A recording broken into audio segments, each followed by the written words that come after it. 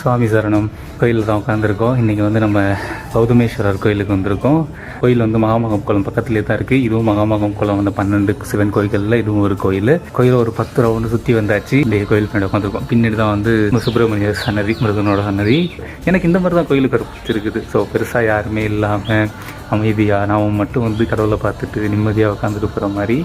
நான் வர டைமிங் அதுக்கு ஏற்ற மாதிரி கரெக்டாக இருக்குது போல். எல்லா கோயில்லையுமே அமைதியாக நிம்மதியாக போகிறேன். நாளைக்கு வர கோயிலில் பார்க்கலாம்.